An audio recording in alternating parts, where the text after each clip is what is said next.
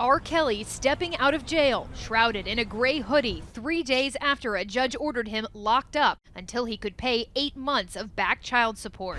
I promise you we're going to straighten all of this stuff out. That's all I can say right now. More than $160,000 posted Saturday on his behalf. Kelly briefly facing reporters alongside his attorney. It's open season on R. Kelly. Everybody is now coming forward. Look, there's no money for these people. It's the latest legal tumult for the embattled singer, recently charged with 10 counts of sexual misconduct and aggravated sexual abuse. Mr. Kelly, anything you want to say about the allegations? Kelly pleading not guilty, out on $1 million bond. If they have the evidence, show it to me and we will address it in court. But now, new fallout from this fiery CBS News interview. Fighting for my life. Y'all killing me with this.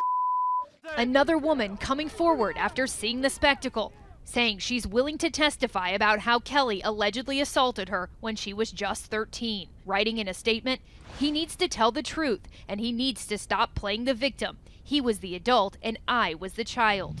Among R. Kelly's defenders, these two women who live with him, Joycelyn Savage and Azriel Clary, claiming their parents spread a false story to get money from the Grammy winner. They said, oh, I'll put all your naked pictures all over the world. I'm going to ruin you. I'm going to ruin him if he doesn't send $20,000 to this bank account by Monday. Allegations they fiercely deny. The dude is a monster. He's not, the things he do to these young ladies is not human. I mean, no man would do that.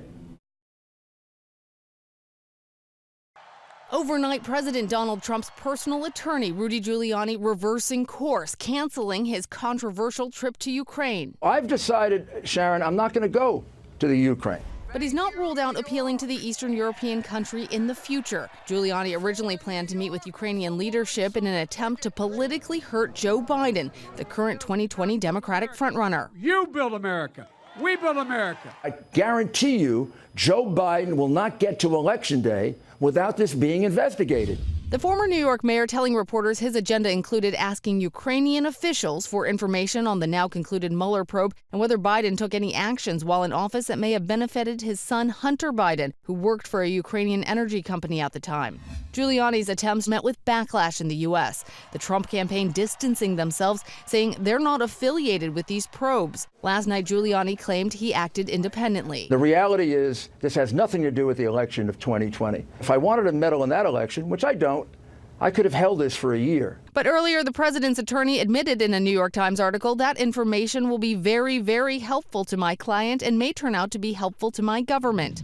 Democrats have called for a government inquiry, outraged. Here you have the president's lawyer seeking help from a foreign government, again, to influence an American presidential election. I mean, it's just appalling.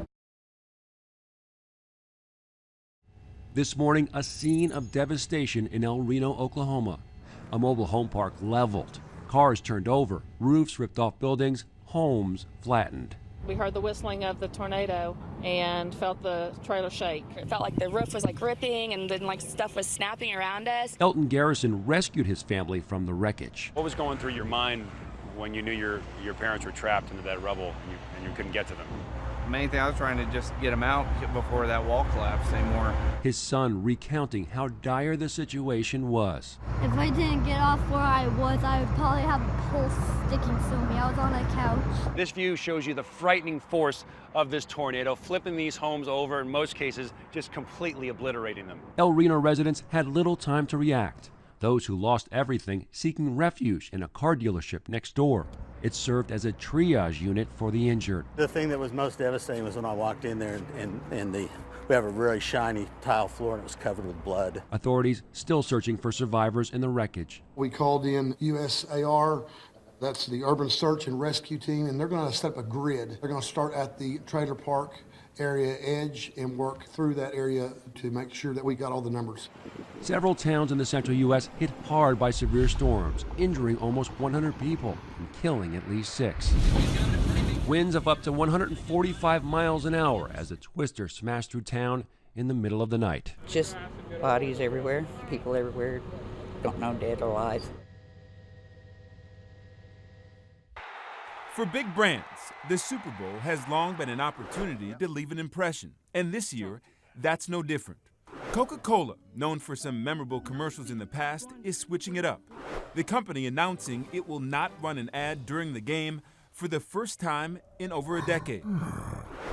But Coke won't sit out completely. Instead, the company is airing a 60-second spot with a social bend before the game, prior to the national anthem. Don't you see? Different is beautiful. Saying they want to use the opportunity to share a message of unity and positivity, especially at times when our nation feels divided. They're actually really hoping to kind of use that as a big moment. You know, the game hasn't started yet, no one's winning or losing, everyone's kind of waiting for the national anthem to start. Mixing style and substance might be a trend this year, but there's still a lot to be excited about. Halftime show sponsor Pepsi is expected to be featured prominently with ads that include Steve Carell, Cardi B, and Lil Jon. Okay! Pepsi-owned sparkling water Bubbly will make its Super Bowl debut with four-time Grammy winner Michael Bublé. Don't do that.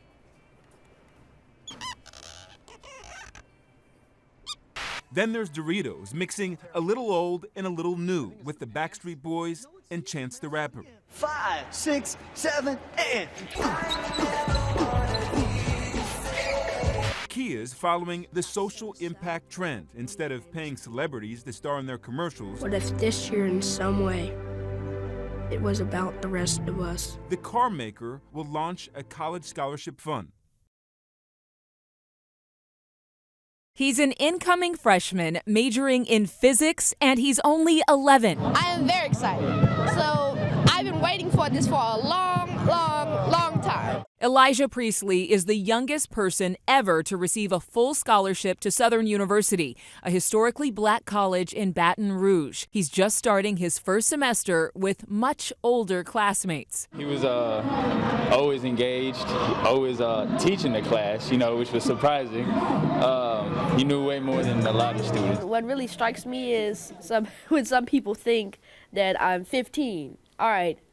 Either I'm a tall 11-year-old or a short 15-year-old. A sense of humor and discipline beyond his years. The university says even a genius needs guidance and support. He's more than just a student. He's more than just a prodigy. And he's going to fit in very well, as he already does here at Southern University. Already an inspiration on and off campus. You have to have a mindset to actually know, hey, I have to learn this. My life depends on it. Act like your life depends on it, because it does. When you learn, you've increased your life.